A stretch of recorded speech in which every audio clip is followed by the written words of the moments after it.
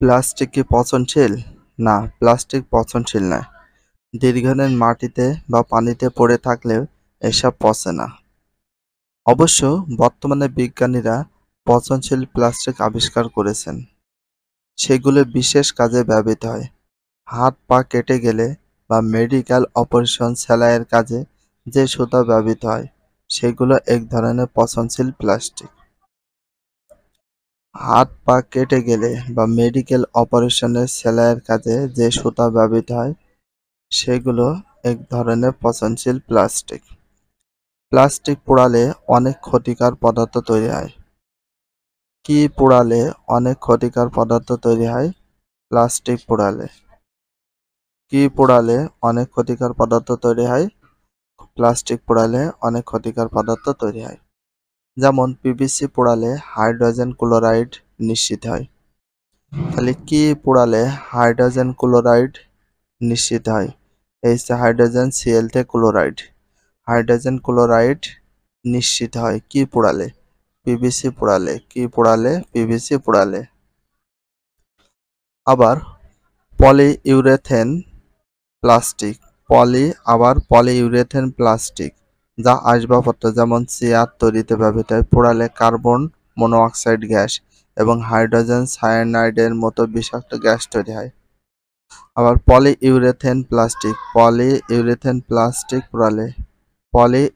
Plastic পোড়ালে কি হয়? যেটা আসবাবপত্র বা চেয়ার তৈরিতে ব্যবহৃত হয় সেগুলো পোড়ালে কি হয়? কার্বন মনোঅক্সাইড গ্যাস বা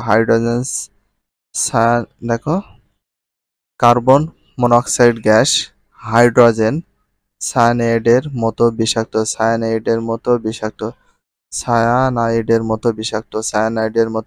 হাইড্রোজেন সায়ানাইডের মতো বিষাক্ত গ্যাস তৈরি হয়। তাহলে কার্বন মনোঅক্সাইড গ্যাস ও হাইড্রোজেন সায়ানাইডের মতো বিষাক্ত গ্যাস তৈরি হয় কি পোড়ালে বা কি প্লাস্টিক পোড়ালে? Polyurethane plastic পোড়ালে।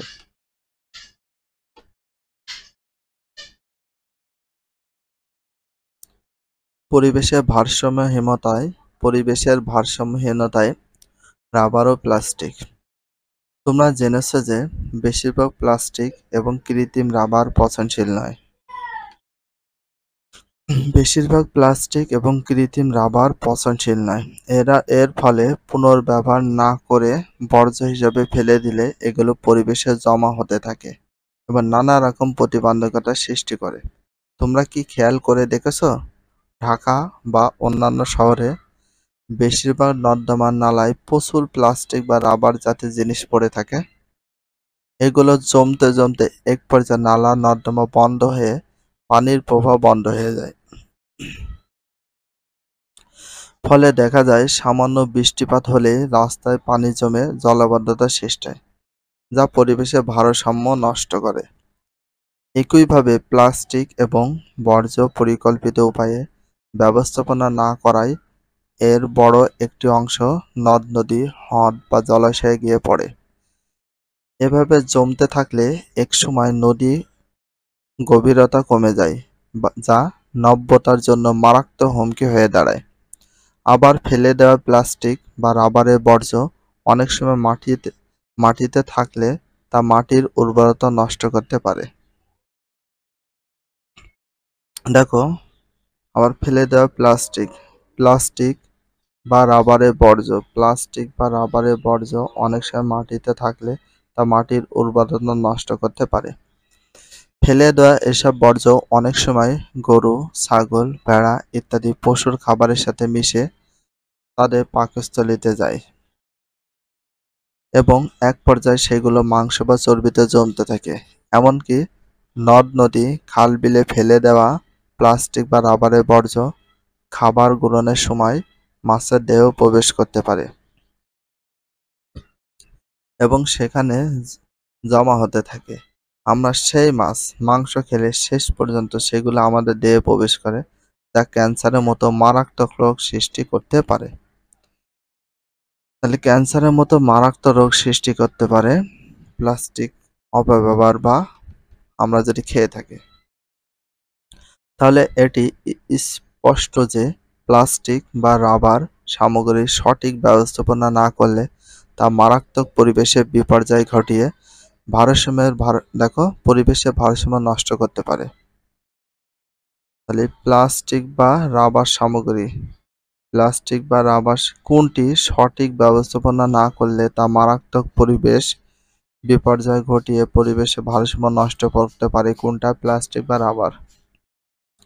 তাই প্লাস্টিক আর রাবার সামগ্রী যতবার সম্ভব নিজেরা পুনরায় ব্যবহার করতে হবে এবং অন্যদের ব্যবহারে উদ্বুদ্ধ করতে হবে। ব্যবহার অনুপযোগী হয়ে পড়লে যেখানে সেখানে ফেলে না দিয়ে একসাথে জড়ো করে রাখতে হবে। এভাবে জড়ো করা সামগ্রী বিক্রি করা যায়। এতে একদিকে যেমন পরিবেশ সংরক্ষিত হবে, অন্যদিকে তেমনি অর্থনৈতিক লাভবান হওয়া যায়। বিক্রি করার সুযোগ না থাকলে এটি যথাযথ কর্তৃপক্ষের কাছে পৌঁছে দিতে হবে।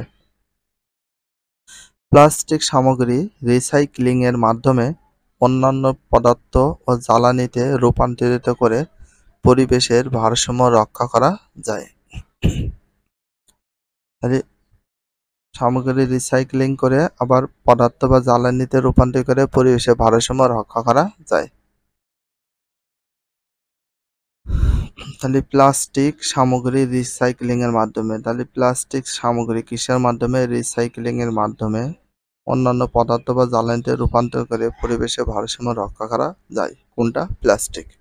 ভিডিওটি এখানে শেষ করছি। যদি ভিডিওটি ভালো লাগে চ্যানেলে সাবস্ক্রাইব করতে ফলো করে দিও, তার সাথে একটা লাইক এবং একটা কমেন্ট করে দাও। নেক্সট ভিডিও পাওয়ার জন্য অবশ্যই বেল আইকনটা অল করে রাখো, যাতে নিউ ভিডিও আপলোডের সাথে সাথে সর্বপ্রথম তোমাদের কাছে নোটিফিকেশনটা পৌঁছে যায়। If you love this video please subscribe my channel, like, comment, share, hit the bell icon for getting next video. So everyone take care, love you, আল্লাহ হাফেজ, বাই বাই।